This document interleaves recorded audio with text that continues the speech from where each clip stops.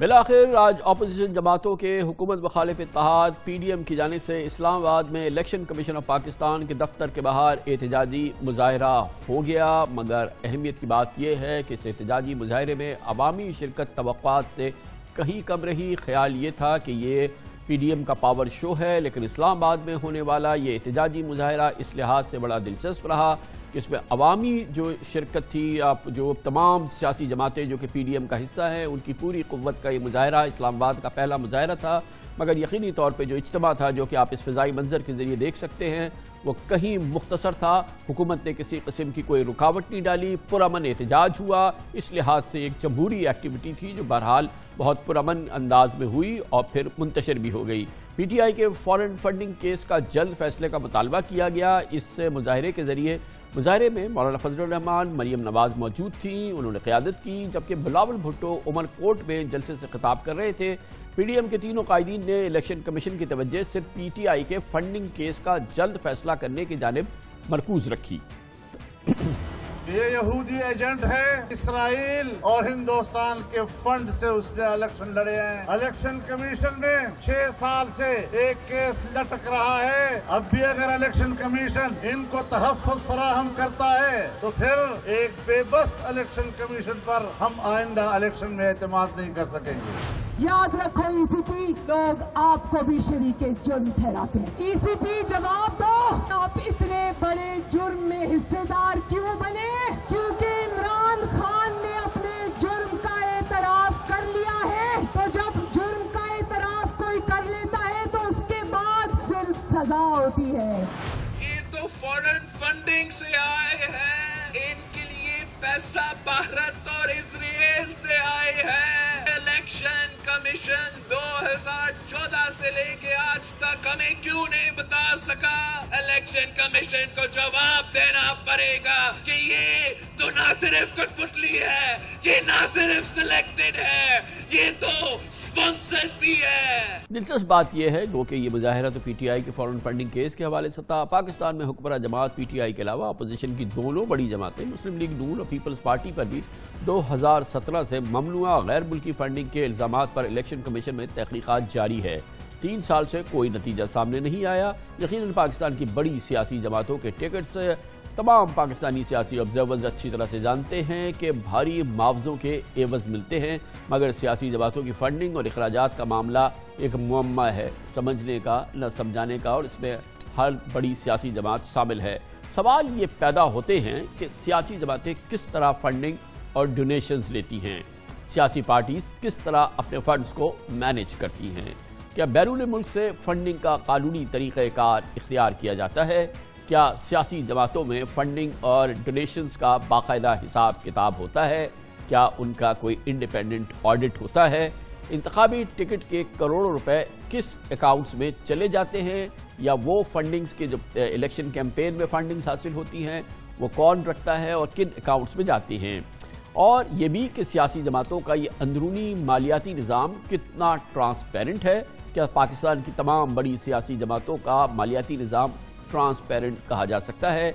Election act 2017 के मुताबिक सियासी जमातें अपने अराकीन से मेंबरशिप फीस, चंदा या डोनेशन ले सकती हैं, लेकिन वह पाबंद है कि 1 लाख रुपए से ज़ायद चंदा देने वालों को की अफराद की जो फहरिस्त है वो इलेक्शन कमीशन को फराहम करे। इलेक्शन एक्ट 2017 के सेक्शन 204 के मुताबिक सियासी जमातों को किसी गैर मुल्की हुकूमत, तंजीम, फर्म, कंपनी या अफराद से फंडिंग लेने की ममानियत है। तमाम सियासी जमातों को इलेक्शन कमीशन में बैंक अकाउंट्स की ऑडिट रिपोर्ट जमा करानी होती है, जिसमें सालाना आमदन और अखराजात और फंड्स के ज़राए असासे और वाजबात शामिल होते हैं। पाकिस्तान की बड़ी सियासी जमातों ने अमेरिका, बरतानिया समेत बैरून मुल्क लिमिटेड कंपनीज बना रखी हैं, जिसके एजेंट पाकिस्तानी निजात दोहरी शहरियत के हामिल लोग होते हैं, और इन एजेंट्स को हिदायत की जाती है कि वो पाकिस्तानियों के अलावा किसी गैर मुल्की हुकूमत या शख्सियत इदारे से पार्टी के लिए फंड हासिल ना करे। ये बहरहाल कानून की पोजीशन है, कानूनी पोजीशन है। असल में क्या होता है, इसके लिए कोई शफाफ निज़ाम मौजूद नहीं है। पाकिस्तान की सियासी जमातों की माली कैफियत, उनके मालियात, उसकी फंडिंग की सोर्सेज, उनमें ट्रांसपेरेंसी और फिर ये मालियात और ये तमाम फाइनेंसेस किस तरीके से हैंडल किए जाते हैं, इन तमाम अमूर पर बात करने के लिए हमने दावत दी है मोहतरम अहमद बिलाल महबूब साहब को, एग्जीक्यूटिव डायरेक्टर है पिलदार के। पाकिस्तान की में पार्लियामेंट्री डेमोक्रेसी के हवाले से बहुत अहम खिदमात सर अंजाम दे रही है पिलदार। बहुत बहुत शुक्रिया अहमद बिलाल महबूब साहब। अगर मैं कहूँ कि ये पाकिस्तान की तमाम बड़ी सियासी जमातों की जो मालियात के निज़ाम हैं, जो फंडिंग्स हैं, जो फाइनेंसेस हैं, उनकी पूरी तस्वीर जो है वो कहीं पर भी मौजूद नहीं है और उनमें कहीं पर भी शफाफियत नहीं है। क्या ये दुरुस्त स्टेटमेंट है? बहुत शुक्रिया कामरान साहब। देखिए, ये जुज़वी तौर पे तो आपकी बात दुरुस्त है, इसलिए कि जो कुछ भी जमा कराया जाता है कभी उसको इंडिपेंडेंट तरीके के साथ वेरीफाई करने का या उसको कंफर्म करने का या उनको इंडिपेंडेंट ज़राए के साथ ऑडिट करने का कोई तरीका इलेक्शन कमीशन के अंदर कम अज़ कम कैपेसिटी के ज़रिए मौजूद नहीं है। लेकिन जो सियासी जमातें हैं वो बाकायदगी के साथ अपना अकाउंट मुरतब भी करती हैं, ऑडिट भी कराती हैं और जमा भी कराती हैं, और फिर इलेक्शन कमीशन उनको बाकायदा नोटिफाई भी करता है, पब्लिक भी करता है। ये सारी बातें अपनी जगह मौजूद हैं। ये निज़ाम हम देख रहे हैं कि जब से ये पॉलिटिकल पार्टीज ऑर्डर आया था और ये कानूनी तौर पे उनके ऊपर बाइंडिंग है, वो ऐसा कर रही हैं।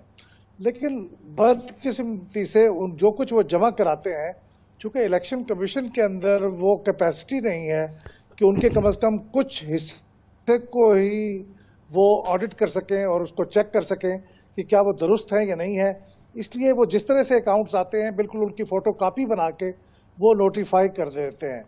तो इसलिए ये कोई चेक नहीं है उनके ऊपर रेगुलेटर का कि वो सही कर रहे हैं या नहीं कर रहे। एक तवील अरसे से, जाहिर है 3-4 दहाइयों से हम ये फॉलो कर रहे हैं ये इलेक्शन प्रोसीजर्स। हमें अच्छी तरह से पता है कि बड़ी सियासी जमातें जो सिक्योर्ड सीट्स होती हैं उस पर किस तरह से टिकट्स देती हैं, किस तरह से सेनेट्स की सीट्स देती हैं, किस तरह से फंडिंग हासिल करती हैं। 2013 का, 2018 का इलेक्शन देखे, हमें पता है कराची की हैसियत से हमें पता है कि जो सिंध हुकूमत के जो सरकारी करता धरता हैं, बिल्डिंग कंट्रोल अथॉरिटी, ये वो बिल्डर्स के पास जाते हैं, कहते हैं इलेक्शन है, आप इतने पैसे आपको देने हैं।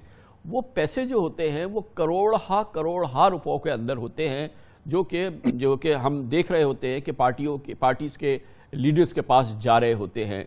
जो अक्कासी होती है, जो इनके जो अकाउंट्स इलेक्शन कमीशन में जमा किए जाते हैं, वो तो उसका अशरे अशीर भी नहीं है। और ये सिर्फ पीपल्स पार्टी तक मुहित नहीं है, ये हमें पता है कि ये पाकिस्तान मुस्लिम लीग नून में भी होता है, यकीनन ये PTI में भी होता है।